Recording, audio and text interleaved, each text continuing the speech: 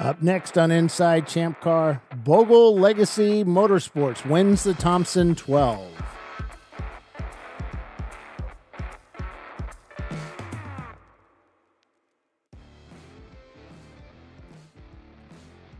Welcome to Inside ChampCar. Brian is on assignment, so he can dodge traffic cones in some parking lot in the middle of the USA somewhere.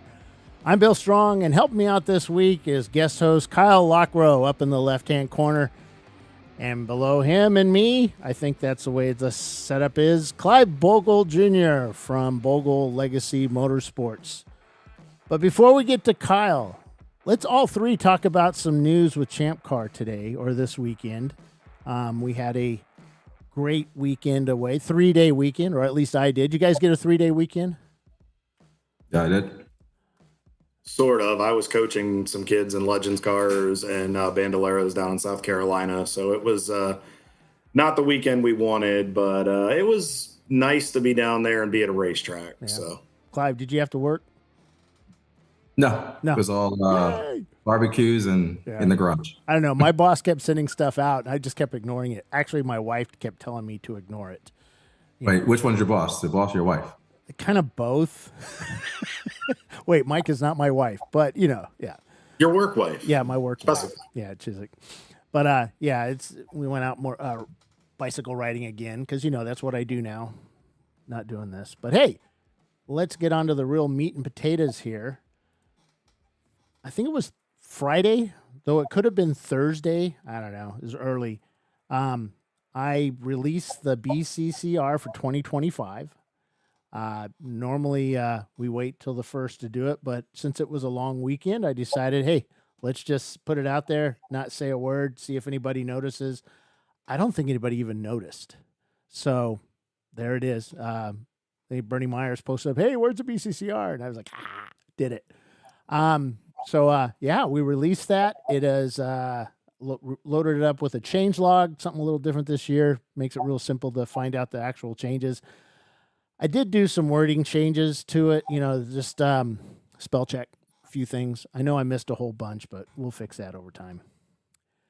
So the big changes for the BCCR going into effect on January 1, 2025. These do not affect us until January 1st, right? Right. That's what he said. Yeah. So basically 3.9.13. We're going to do minimum 2 extinguisher nozzles. They just did a little rewording of this. 1 nozzle pointed centrally towards the top and center of the engine, and 1 located in the driver's seat area and must be directed and have an unobstructed path to the driver's body. Now, Ray and I talked about this morning. I think some folks have had a misunderstanding of what this exactly is. I'm going to take an unofficial stance and say basically follow the instructions of what your fire bottle manufacturer stated.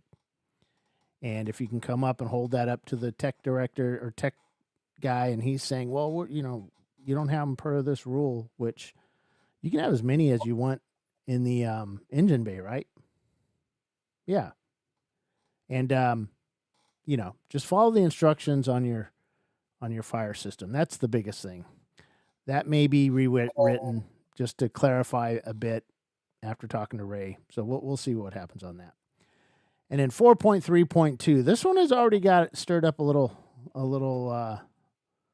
news with some of the Nissan guys. I guess the 350Z this kind of affects, but automatic transmissions with 4-speed or gears, or 4-speed or less gears. Automatically get the 75 points. So historically, we had the automatic transmission rule, 75 points if you come race with an automatic.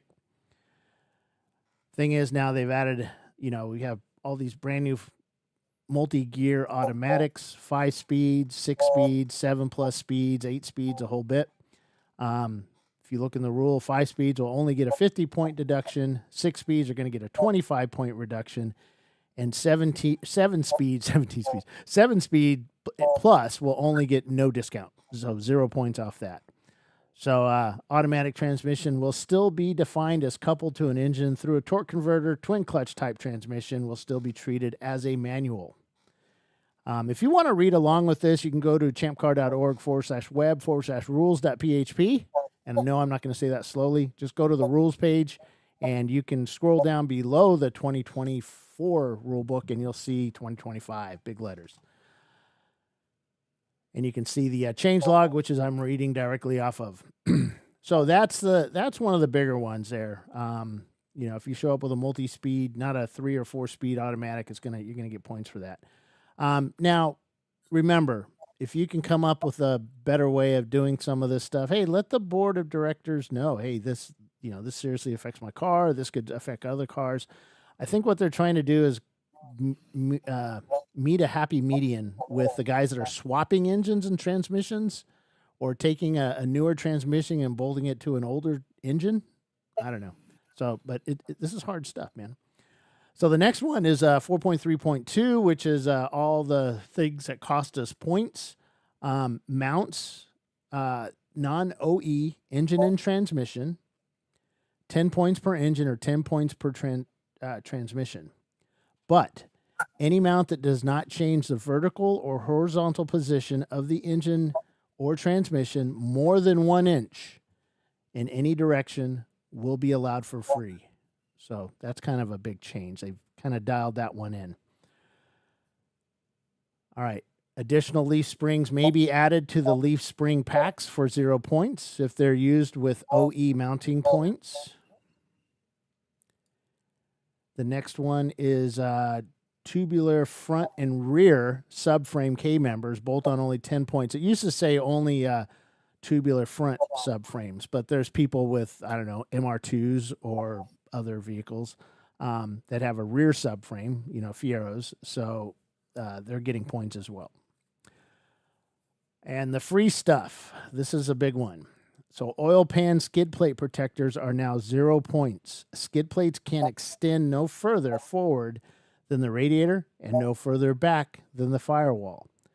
Max width of 14 inches, must be made of 10 gauge or thicker steel only, no plastic or aluminum or fiberglass. Most likely they're going to have a magnet and they're going to stick that baby on there and hopefully it sticks to it. So, yeah, that's kind of big. I thought about ways I could, wiggle some arrow out of that somewhere, but, you guys will figure it out. Radiator cooling fan, they deleted the OE fan, may be replaced with aftermarket because the next one below didn't have that in it. So basically you can still have a radiator cooling fan, but they just remove the wording, the excess wording there. ChampCar will make the car's tech and swap sheets available for review. We're still working how we're going to do that. That's because we don't collect all that information from you guys. So now we have to collect it and figure out how we're going to disseminate that. But that's a winter project. ChampCar will make the car's tech sheet and swap sheets available for review, entry, applications, and payment deadlines. This one's kind of big. ChampCar will refund any paid fees paid upon written request prior to the close of the event payment deadline of 60 days. Inside the 60 days, any paid fees less than $250 deposit will be transferred to another event. And inside of 14 days, fees are no longer transferable to any event, exception for loss of car at another ChampCar event inside this window. And 6.1.5 says if you are a no-show for the event, all fees are lost. Don't even ask. Early pay discount. The ChampCar Auto Pay website will reduce the event fee by $200 for any full entry fee made within 60 days prior to the event. And, sometimes that doesn't work for some folks, so it's just a matter of just emailing us, and we'll take care of that for you. We'll manually put you in. And then 9.9.1. The big one there would be most likely when people blow up in practice the day before the event starts. And then. Yep. Well, it's funny because we see guys out there at full race speed during a practice, Right. and it hurts us financially, the club. When I say us, the club. So when they blow up and, remember the days when we'd show up to a track, you didn't even get to walk the track, let alone drive on it. It was just like, here's your track. The guy on the track, stint number 1 on Saturday morning, that's the first time you ever saw the track. Right. You ever been to Calabogie? I haven't. Calabogie. I haven't been there yet. Yeah, take a pen and just squiggle circles and lines all over it. That's Calabogie, and now you have to figure that out as you're going. So yeah, that was fun. And basically most of the tracks we went to, we didn't do test days. I mean, the only people that had an up on everybody were the locals that just did constant laps there. All right, the next one is 9.91. All cars must be equipped with suitable headlights. Headlights may be OEM or aftermarket and must be mounted within 12 inches of the stock locations. One must be mounted in each front corner, right and left side of the car. Cars having more than 4 headlight sources mounted on the car, whether working or wired for use, will be required to completely remove all the lights above the count of 4. You know why we do that? Because all it takes is somebody to, they lose a light, they come in and flip another light on or something, instead of having to fix it. And it's, it's a competitive advantage. So get only 4 sources of light. They have to be in the corners of the car. They're really going to be strict on that. What we're trying to get away from is these single light sources that you have, at nighttime. It's really difficult to see where the location of that car is. And we just get constant complaints of that. And so we're going to fix that. Hopefully that'll fix it. We'll see. So instead of having the bar across the hood like we used to do, so essentially the 2 headlights, they can be the LED, but then you got to have the 2. So obviously you can see the curves. Yeah. And it needs to be wherever. It needs to be in those locations. And we tried to find, we looked at the way NASA did it for the 25-hour, and they had a really cool setup. It's like, here, this is where you put your headlights, and they put a box on the front of the car, on each corner of the car. That's where your lights go. Just a big box. That's it. No other rules. Lights right there. Thought that was super simple. All right. No LED light bar may be longer than 18 inches in length. I think they went through stock lights and they looked to see how long or how wide the lights were on some of these newer cars. And so nothing wider than 18 inches, but it has to be on the corners. Brake lights. Each car must have at least 2 lights that are visible from 300 feet to the rear of the car. 1 brake light is required in each rear corner, right and left side of the car. And your rain light cannot function as a brake light at any time. That really set some people off. ChampCar competition vehicles. This is a really big one. This is 9.10.2.2. ChampCar competition vehicles with less than 13 gallons of OEM fuel capacity can now upgrade to 15 gallons of fuel capacity via a fuel cell installation. So that'll be good. Yeah. So that's kind of good. So these guys with 10-gallon tanks like the Toyota MR2 can throw a 15-gallon fuel cell in and go 14 hours. I kid. 22 in the rain. Yeah, that's right. A professionally installed quality, and they added a few words here, professionally, and I spelt professionally wrong, I believe. A professionally installed quality exhaust system with muffler is required. And that's 913.1. 915.2 Flagtronics FT2. The muffler thing, it's basically they added with muffler. Even though we put somewhere else that muffler is required, we still got guys showing up with nothing, straight exhaust, especially some of these Spec Miata guys. All right. Flagtronics and Camaros. Remember, there were some Camaros thrown in there. Flagtronics. This is some things that I changed here.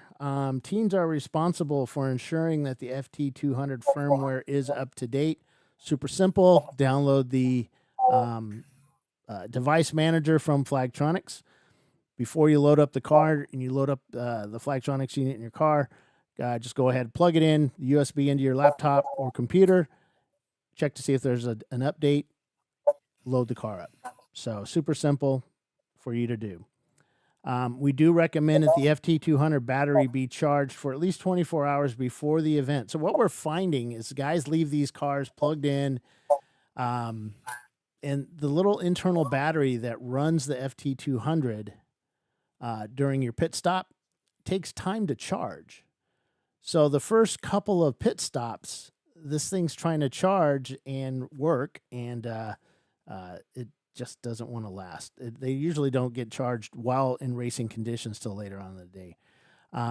So we suggest that you just plug it into a battery charger, a battery power bank, or just plug it into, get a USB adapter and plug it into mains, and just charge that thing up for a couple hours, and it should be good to go. All right. Teams are responsible for ensuring that the FT200 has an adequate 12-volt, 2-amp power source, and that the FT200 stays on during the pit stop utilizing the battery built into the cable. So that goes back to pre-charging that thing. So the FT200 USB cable must be an accessible spot in case any updates need to be applied. So this goes back to Daytona. I don't know. Were you guys at Daytona? Did you see me scrambling around trying to update FT200s over 100 cars, and I only got half of them done because half the guys had well, I shouldn't say half. There was a good number of people that had their USB cable just zip tied underneath the dashboard, and that was like the worst thing, because then you got to get somebody to get under there, start cutting cable ties and fun stuff. Right. So yeah, just put those things out so we can get to them. Usually on the passenger side, makes it really easy. All right, FT200 location. The FT200 must be mounted to the right of the steering wheel as shown in that image that we have up. That is so our track workers can actually look to see how much time you have left when you get down to pit out. And so our staff along pit lane can also see and make sure everything's working. That'll be a good benefit, because there's been a few cars I've driven to where that's because there wasn't really a set place. Now, because I had a couple of cars that it was hard to see behind the wheel. Yeah. And then they always say, go to the safer of the two conditions. You're trying not to get penalized. And so now that just makes it easier. Yeah. Hopefully it does. So, and then we removed the SFI seatbelt guide from the BCCR. Part of it is that it differs from some of the newer seatbelt manufacturers' install instructions. Like Schroth tells you to crisscross the belts, and other manufacturers say you can do this and some other stuff. So the FIA, everybody seems to be a little different now. So just basically go by the manufacturer's instructions, or you can go to the SFI website and download those instructions as well. But we just didn't want to give people wrong information, to do that. So that's the rule updates. Pretty simple. We didn't really give away too much free stuff because that's always been a big change. No free stuff. Now we're going to, the next thing is the board of directors. So I'll be sending out an email either tomorrow or the next day with the links to this. But basically, you can go to the forum, go to the forum.champcar.org, go to the board of directors section, and you'll see the board of directors nomination process has begun. Justin Andress, Ray Frank, and Frank Reinelt are actually up for re-election. They have said they would do it again, but we need nominations. So you guys need to nominate them or nominate somebody else if you think they could do better or whatever. Just read this. I'll put it up in the email, the links, and start nominating at the end of this month. Where is it? I want to make sure I got the dates right. Yeah, so on Monday, September 30th, I'll close down will be the last day to vote or to nominate, and then we will work with the board at putting the nominees together, and then those will be, you have to have at least 5 members to nominate you. Once you get those, then we'll put you on the list, and then the elections start, when is it? November 1st, and they run until December 1st, so 1 month. And then we'll pick our board of directors, the 3 for next year. So that's easy to remember, I hope. And then let's see, what else do we have here? And then also we're working on the 2025 dates. I have got, I want to say, 15 emails and messages from folks. Hey, what's going on next year? What's happening on this date? When is this race? Well, right now we're still working on it. I believe we had about maybe 4 or 5 races left to confirm. we send out emails to the tracks. Sometimes the tracks take a little time to get back to us. Sometimes the tracks have to wait till NASCAR and IMSA and everybody above us, gets their dates. And then, we get what's left over and they say, yeah, you can have this date, whatever. We try to kind of get a confirmation, the last time we race there, but sometimes we just can't, they pencil us in, but that could move around. We want a confirmation. So we're almost there. We've got a couple new tracks on there. Can't really tell you where yet, but we're working on 2025 dates. October 1st will be released. All right. And if there's dates you guys want to see or places that you think ChampCar should go, don't email send me. an email. No, don't email me. Don't.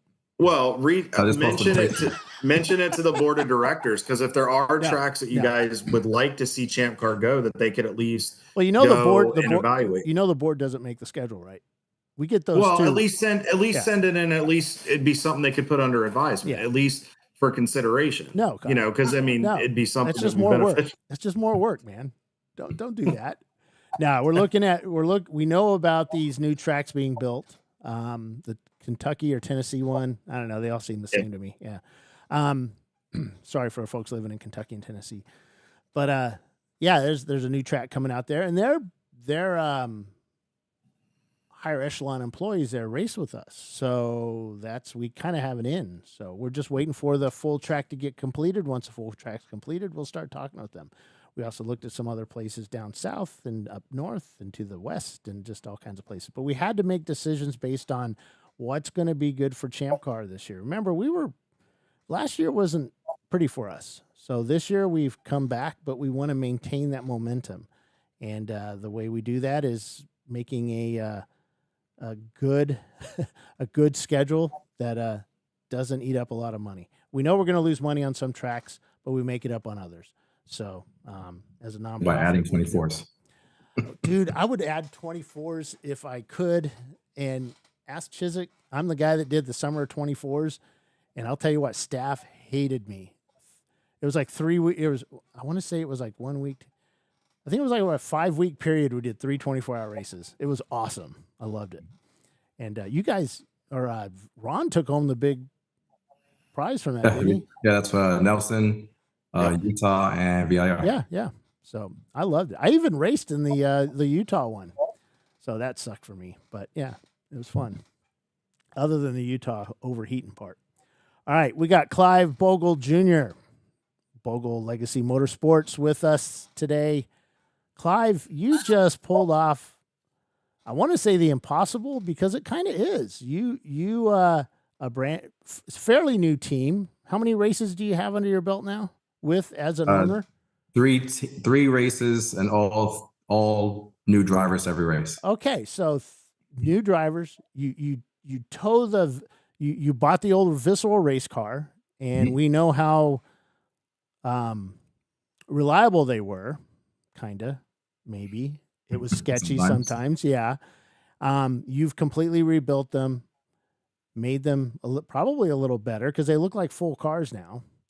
And you go out there, don't do too well the first couple of races. You come close to winning one of them until something broke at the end at Watkins Glen. Spindle. Yeah, but you win Thompson 12-hour. You tow out there with a U-Haul trailer, open trailer. You beat all these guys with the closed and enclosed trailers and Miatas and families that run and all kinds of crazy stuff, dude. That was awesome. And first African-American team to win in ChampCar, owned. And you kicked some butt, buddy. Yeah, it was a good day. It was a long day, but well worth it. 12 hours long. So did you know that, because you guys, it took you a bit to get up there, but when you did get up there and you held it, I mean, did you know? I know that you knew because every time I walked up to you, tell me to get away, but you didn't use those words. You're bad luck. Every time you talk to me, something breaks. So I try to avoid you for at least 6 hours. I just walked away. I said, no, just let him do his thing. Yeah. But yeah, so, all right. Who were your drivers that weekend? New person I met, David Lord. I guess he owns a Miata, him and his buddy. The car wasn't ready for this weekend, so he rented with me. David Palermo from Z-Tech, who used to also drive for Ron and Visceral. Henry K, who used to drive for Z-Tech also when they had the Honda, and then myself. We were the 4 drivers for the event. And I will say, David Lord is nuts for not having a cool shirt at all. So we try to talk him into getting one of them for the next race. Hey, I don't run one either. I've seen it go bad, and I'm partial to this. I've seen it go bad in stock cars. I watched the driver get burned up at Nashville when the cool suit malfunctioned. Mm-hmm. I get it. There's also just building up that tolerance too, because the first thing when you're running in some of the bigger stuff, if something goes wrong with alternator or battery, you have to kill driver comfort to get to the end. So right. Yeah, right. That goes back to my Utah race. I got my cool shirt plugged up, and it was just basically circulating 100-degree water through my suit. And yeah, that was really, really bad. The worst part was I was doing it I was making some really bad mistakes because of the heat during a live presentation of the show, so that was a big issue for me. No, but he killed it. He hydrated well, went out first stint, set FTD for the day, and then we just try to maintain and try to get through the 12 hours for the whole day. Things go. Sometimes we broke in the last 15, 20 minutes of a race. So it's just a long day. So were you that last 20 minutes or so, were you like worried? Oh, I heard everything. You were in the car. Yeah, you were in. I was in the car. Yeah. Yeah. So unfortunately, in the last hour, I think I spun in 9, went off in 1, trying to figure out if we could make it on fuel because the second place team had done a driver only at one point, so I wasn't sure what their game plan was. So we're just like a cat and mouse game for us as the stint, trying to figure it out. Wait, how does a Miata do a driver only change? Yeah, that Miata went 2 hours and I think 20 minutes at Thompson. So, but you go back and check their lap times, you're racing everyone else, and they had backed down their lap times for like 18 laps. So they were trying to catch us off guard with that red flag. It kind of threw off the stints. Yeah. Oh yeah, that's right. Yeah. Now, Clive, was that the first time you guys had ever been to Thompson to compete? Had any of the drivers? I know these guys have been around a little while. No, we've all been to Thompson. Okay. 2 of us have driven that car before. 2 were new to the car. Henry, I don't think, hasn't been to Thompson in 4 years. So okay. So practice was needed on Friday. So it's not. But that's still impressive to come back from that. I mean, for not being there for 4 years. I mean, sometimes, they say it's like riding a bike, but that says a lot about your car, says a lot about your drivers, and it says a lot about just you guys believing in each other to be able to do that. But it's not an easy course. On paper, it looks kind of easy when you look above it, but there's so many undulations. I mean, we saw what happened on the front straightaway with one of the teams, kind of lost it and hit another car and ended up into the barrier. I mean, that's back-to-back years down the front straight. We've had a red flag. Back-to-back. I don't remember 3 years in a row. Yeah. Mm-hmm. First year we had a big crash and it hit the pit out wall, and in the second year, that first year was the one where the Lemons race. There was also a car that went off and almost hit the turn 1 flagger, which was located in the middle of the track. Mm-hmm. Almost hit there, went through, almost T-boned an MR2 by millimeters, and then ended up going through the fence, and the second fence stopped him. They moved the fence out. They moved that corner worker the following, I guess, couple of weeks. They moved him over to outside of turn 1, and better protection. He's not in the line of fire. And of course, we had another car go off last year and end up flipping through the air a few times. Yeah, that was an ugly wreck. Everybody turned out all right, but yeah, it was pretty bad. But yeah, this year we thought we were doing pretty good, but a team just basically lost control and ended up tapping another car and I think putting it into the fence, and it looked pretty nasty until I actually thought it got impaled by the. Right. Yeah, it happened right in front. It happened right in front of our pit. I thought it was impaled because of the way the guardrail went and everything, but it wasn't the guardrail that did it. That was his fiberglass hood that was the same color as the what do you call it? The guardrail. Right. So yeah, that sucked. But they cleaned up the track workers there. They got to him fast. Luckily he was okay, but that was definitely a loud, scary. Yeah. Scary. Yeah, it was pretty loud too. Saab, pretty bulletproof cars. So, but yeah, they went home unfortunately, but their driver was fine. Yeah. So that red flag, did that help you with your fuel, or did that just change everything up? It just changed everything because if we would have missed that Miata did that drivers only change, we would have mistakenly done a fuel stop at the end and then handed them back the lead. So it was just kind of a cat and mouse game for the last 5 hours. And then when we did our last fuel stop, we packed it in, little jack and fill, and then I think 11 minutes later, the purple 35 came out. So we had to do a driver change only back to me. If things that went well or how it was planned, I was supposed to do like a 11-minute stint at the end of the race. Right. And then purple 35 came back out and we had to stop. Ended up, I think, on the same lap as them because they were doing their fuel stop at the time. So for the last 2 hours, we were on the same lap and had to go get it, So not only do you win the race, but you also get FTD for the race, because that's the perfect thing to do. Yeah, that was David, first stint out in the morning. And after that, everyone was told do not chase the FTD time, which the car needs to. So one of my drivers, David Palermo, kept coming on the radio and says, am I sure? And his times kept dropping a little bit. So, we had to do a little coaching on the radio. And, he was pretty much at 225s and 223s, and then boom, a 221, 222, 220. They just 222 solid. So he was pretty. Yeah, he was out there flying. I mean, we knew what the car was capable of. So what I did, which was kind of, again, just my first year being an owner, trying to do everything right and trying to make things maintain and last. In practice, I told no one what last year's FTD time was that I ran, which was 221 flat. So I just said, go out and just run. Or 121. 121. 121, sorry, 121. And so in practice, everyone was in practice mode, 125s, 124s. I'm like, okay, so I know it has more in there, but just go out and just let the race come to us. The first 6 hours, you can't win it in the first 6 hours, but you can lose it in the first hour. Right. And we nearly lost it in the first, I think the second lap of the race, we almost got T-boned by a car that misjudged their brake zone and going into one and took out, I think, a BMW. So those guys are doing the 121s, 122, 25s, and then you get in a car. I see you slow down. Was that to conserve fuel or to just keep it safe? That was fuel, because if you remember back at Watkins Glen, I gambled to do the same thing. Oh, that's right. Ran out of fuel like 11 minutes. So I try not to repeat. Does it make noises? Yeah. Well, you already know it makes noises, and you hear everything. Yes. I mean, you're going that slow. I mean, I'm going on the radio saying to everyone, I think I'm gonna get hit. Yeah. Trying to go slow because I just can't. Trying to hit 28s and 30s is like. Yeah. Yeah. And it throws you off too, because you're so used to hitting a brake zone, a shift point, and then all of a sudden you're short shifting, or you're backing out of the throttle. You're driving to a corner. You're just like you'll make more mistakes doing that because you're so focused on it. He's right, and you hear everything. And then you start hearing the gremlins. Oh, something's breaking here. Yeah. Just that, especially that first wind gremlin. Right. And then when Miata came up on me and unlapped himself, that was like panic mode. Like, oh yeah, I saw that.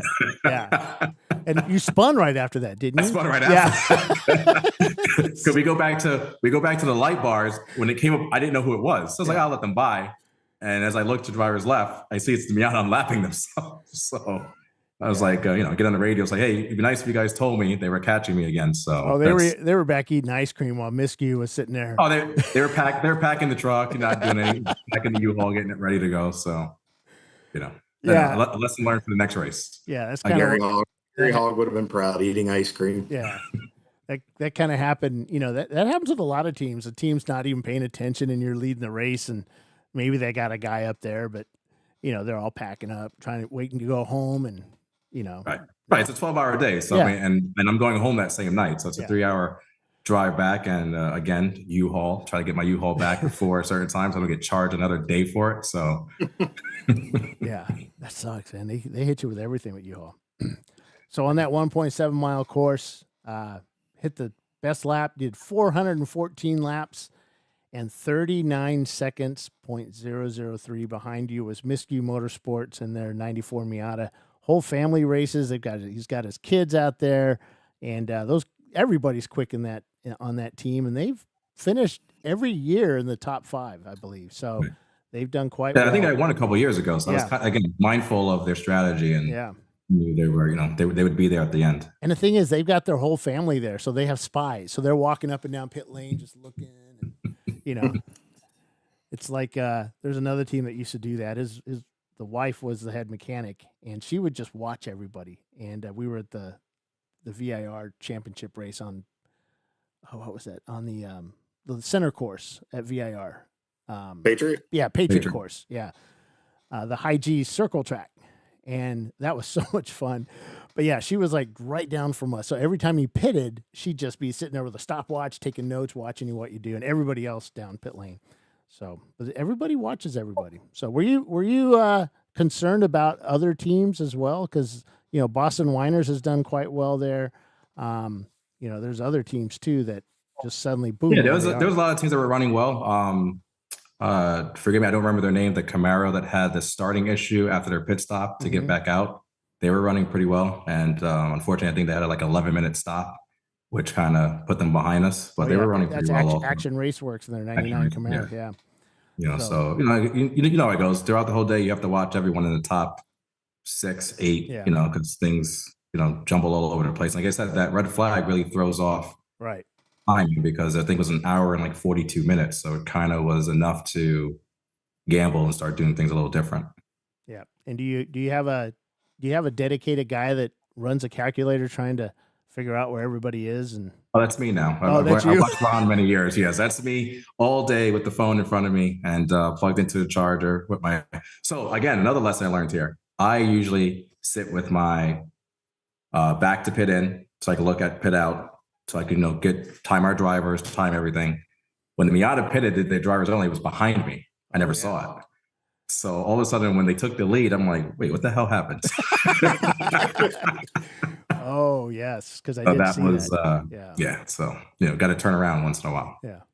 It's funny. You ever want to watch, I think the best guy on pit lane ever was the 90 car, Robin Bank. Yeah, Robin Banks is the absolute best. I mean, he's just doing everything in his head. He's just looking at Race Monitor the whole time, or Race Hero, whatever. He likes Race Hero, and he gets really upset when we don't run it. But he likes those. But yeah, it's he was always the best, just figuring it out in his head, and he would yell and scream on the radio, speed it up or slow it down, or you're not. But that was us. I mean, basically for that whole race, we were just trying to maintain a race pace. Yeah. Like I said, I was worried about getting through. Everyone knows the pitfall of the 944 is the control arms and the ball joints. So it was just go out and run a certain time, and if I saw competitors picking their pace up, we would drop ours a little bit and just kind of maintain. If we were going to do like a interactive show, I'd walk around with the car back there and show you all the things that were falling apart when I got home and found it on Sunday that I don't know if it would have made another half an hour. So yeah, that's the scary part. That kind of happened to us when we won our race. You hear everything falling off the car during the race, and of course, it's bad. Every noise, every creak, every miss. Especially you Loctite things and you come back and how the hell is that loose? Yeah, exactly. It's always those noises when you get down in that last hour and the last 30 minutes and you're hearing stuff and your mind's playing tricks on you, especially when the heat, you're tired and especially if you work on it. I mean, I work on it, so it's like everything I hear, I'm like, what the hell did I loot? No, you're just always thinking, did I tighten this enough? Did I do this? Did I hit something? Yeah, absolutely. So. All right. So Clive, the fact that you guys have been through this, you got this win. So moving forward, what are some lessons learned that you guys can do to go after another one? What can you do, or what did you find out that you feel like you can make you guys even better? I think it's actually going to be going to next year, because like I said, this is my third race, and I've had all new renters. So I'm going up and down through trying new drivers. Unfortunately, some of the drivers who do really well, they have their own car or are part of other teams. So I think once I get the driver pool down to a good number, then strategizing. And the good thing is that one of the guys loves data, right? So the good thing is that we start to analyze data after the race, or if it's a 2-race weekend, we can go over that and try to improve, and then try to strategize on basically where we're starting, what the driver order is. So it does get flip-flopped around, and then basically try to bring everyone within the same delta.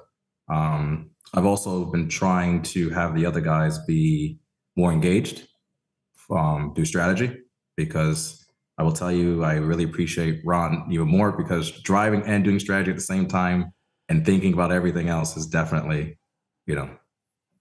takes Racing's a mental game. Yeah. It wears on you, and people that watch it and watch the broadcast and just watch at all levels don't realize the guys behind the scenes do so much calculation, do so much in-depth research to make these things fly and make these things competitive. And then when you're trying to focus on that on top of driving, I mean, I don't work on them personally, but I can only imagine, and I commend you guys for doing that, and all the guys in the paddock that do that. It takes special people that can take that mindset and flip from crew chief to engineer and back into that driver's seat. But it makes you guys good drivers too. And I would say to anyone out there who has family or friends like I have that come up to help, I mean, you can't do it without them.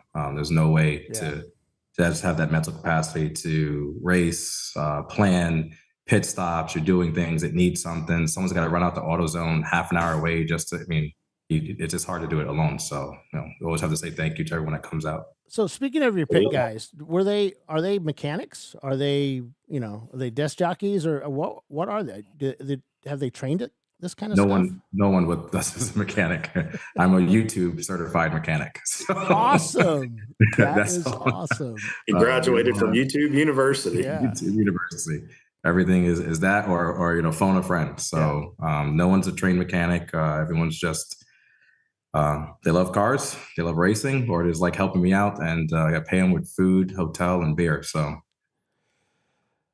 those are the essentials, man. You got to have the hotel, the food, and the beer, man. You got to get those crew guys paid after the race. So they can enjoy it. Good stuff. That's not real beer, by the way. Well, it's after. Oh, okay. After hours. All right. So, where are you off to next? If I can find drivers, Pittsburgh. Also, the sister team, Z-Tech, is going to lend me some wheels, because I have 2 cracked wheels that I can't replace right now. So, so you're looking for 944 wheels or stock ones? No, there's an aftermarket wheel, a little, the cheater light wheels that weigh nothing, Okay. But anyway, the aftermarket wheels right now are out of stock and the correct offset. So, again, decision to spend money and buy wheels and get spacers, or just pack it in. And when you guys announce, I believe you guys announced the championship is at Road Atlanta for next year. No, we haven't announced anything yet. We still haven't decided that. It's like, actually, the funny part about that was Chelsea and I were talking about it, about where we would do the national championship. We have the go-to place, but does everybody like going to that place? We have an earlier one we could go to, but it could snow. We have a later one we go to, but now we're late into the year, and so it's down south somewhere. So it's like, where do we go? I don't know. I always like the middle of the country or middle of wherever we're going. Heck, it could be, I can't. Watkins Glen. I can't say that word.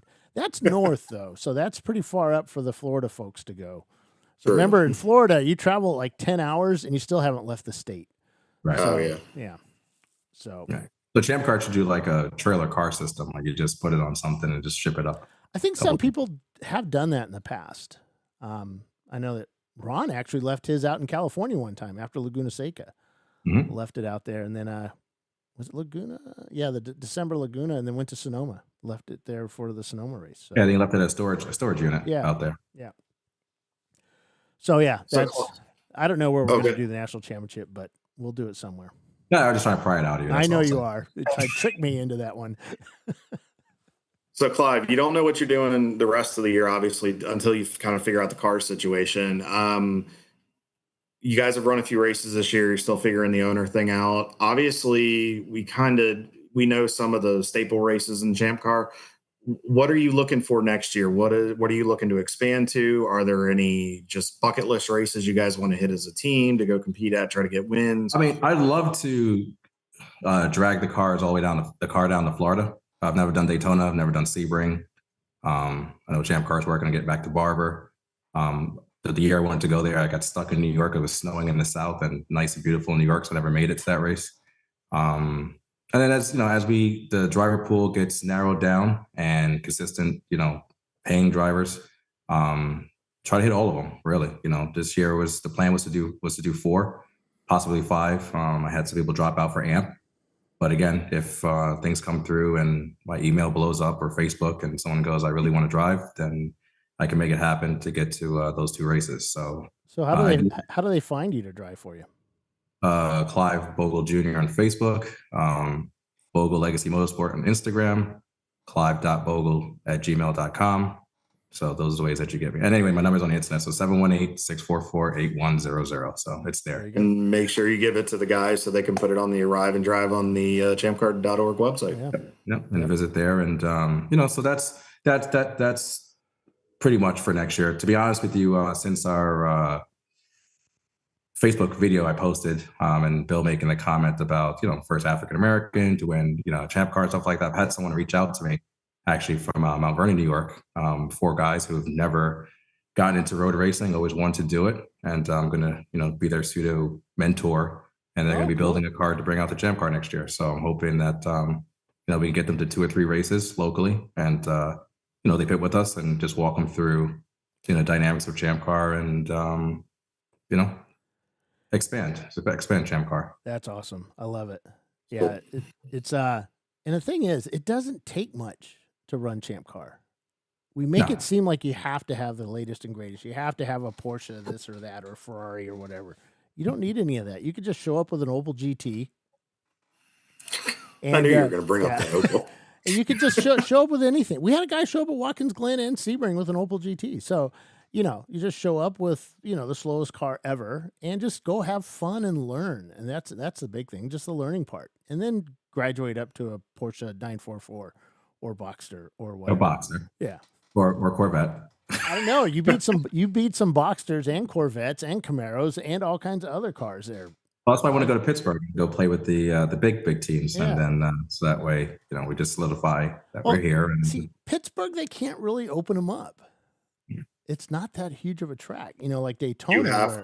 You have to finesse it at Pittsburgh. Yeah. You have to be smooth. There's so many, undulations up and down, blind corners. You've got to know your racetrack. And the fast guys may be fast for a little while, but sometimes they're not always fast consistently because they tend to burn their stuff up too. So yeah. And those Corvettes, they can't rev more than 4,500 RPM, and they sit there try to do them at 4,600 RPM, and boom. So yeah. Or the Porsches, you can run those at what, $12,000 all day? All day, 3 hours straight.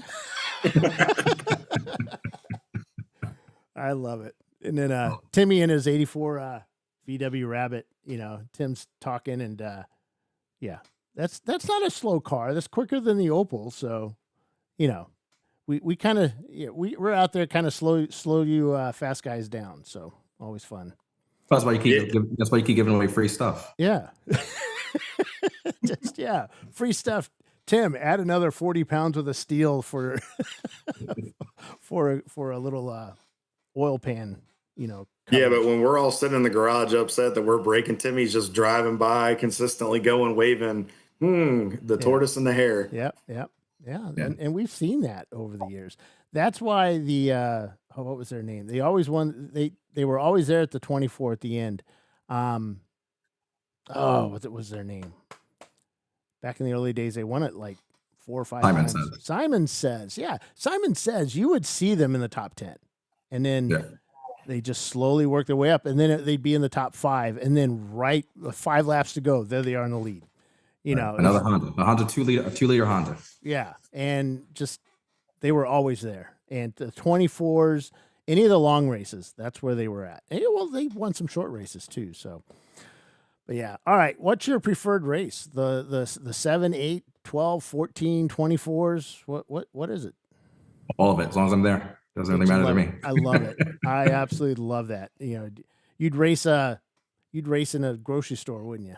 I'll do anything. Yeah. If it can move, we'll race it. So, we'll get you a tricycle if you come out to Pittsburgh. Yeah. We always wanted to get there like a day early to do the go-kart track there and just never was able to make that happen.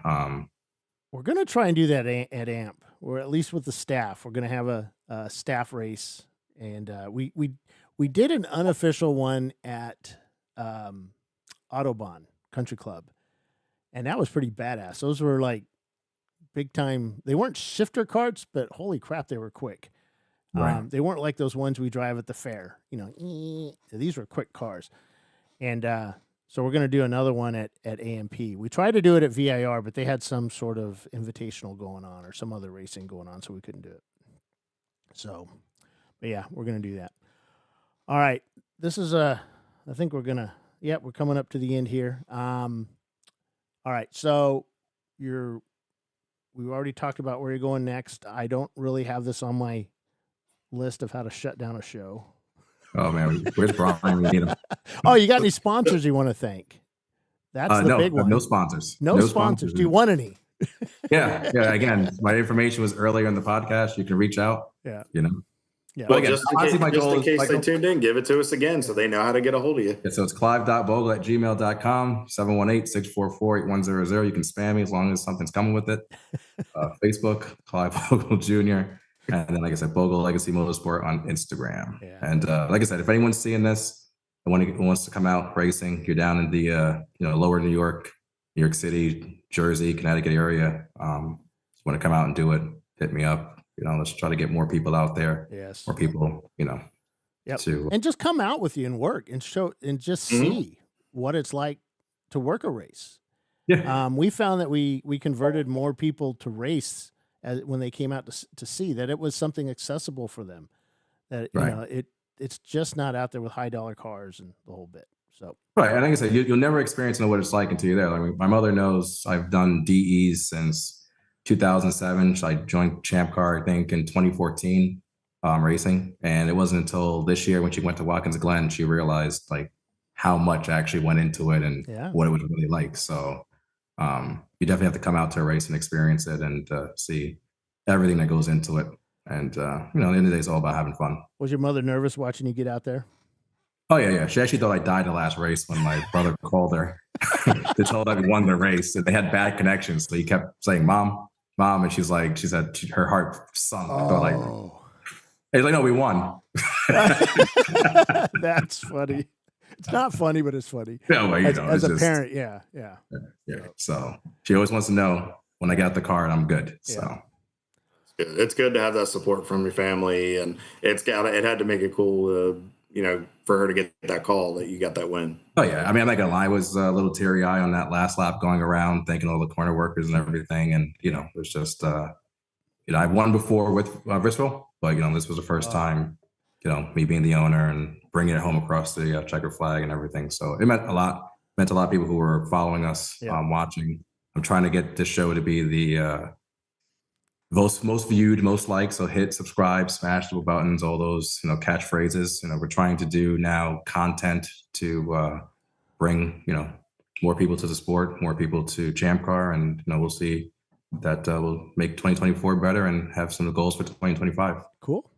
Thank you. Absolutely. All right, Clive. All right, Kyle. You're doing something special coming up at the next race, which is Mid Ohio. Yes. Now, as ChampCar, we're a nonprofit, so we can't really promote stuff. But I'm going to give you the floor now, Kyle. I appreciate that. So what we're doing is for the last 2 years, I've been an ambassador for Victory Junction, the camp that's in the Randleman, North Carolina. It was started by the Petty family. For those that may not be familiar, I'll give a very brief history. It was a dream of Adam Petty, the grandson of Richard Petty. Unfortunately, Adam died at New Hampshire in 2000 in that horrific accident, but his dream was to build a camp where kids could go at no cost to their family, be kids for a week, any children with chronic illnesses, developmental disabilities, but also get medical treatment and just be kids. So what we're doing at Mid-Ohio, Pitt, and Sebring, the last 3 I'll be at for the year, is we're going to have a raffle basket with various Victory Junction items, and we would love for make it a silent auction. We'll keep it up at registration, or in our pit stall, you can come by, write down an amount you'd like to donate to it, and all the proceeds will go to the camp. And it just helps these campers have a great experience, and it takes the burden off the families. Cool. All right. So we'll hear more about that at Mid-Ohio and the next couple of races you're at. So thank you, Kyle. And Clive, Thank you. I want to thank you again, man. Great ambassador. hell of a winner and hell of a team owner, man. That was pretty awesome out there that weekend. I know there's more coming for you. You got room in that place for more trophies? Oh yeah. I got built a whole room for it. A whole room. I expect it to be filled. All right, guys. All right. Remember, Brian's away, so the production value is pretty low this week. But here we go. All right. Maybe. Good night, guys. Yeah. Thanks, guys. Have a great one, guys. Thank you so much. Don't forget to subscribe to us on YouTube. Follow everything ChampCar, and thank Tire Rack. Perfect. All right, that's going to do it for another episode of Inside ChampCar. If you liked what you heard, subscribe to the podcast so you won't miss any episodes. It would be also great if you would share it on your social media channels, and you can comment on the ChampCar Facebook page, especially if it's a good one. We have new episodes every week. I'm Bill Strong with Kyle Lockrow and Clive Bogle Jr., and you're listening to the Racing Wire Podcast Network. Night. I just got to find how to shut this thing off. Thanks again, Bill, for letting me come on. Thanks.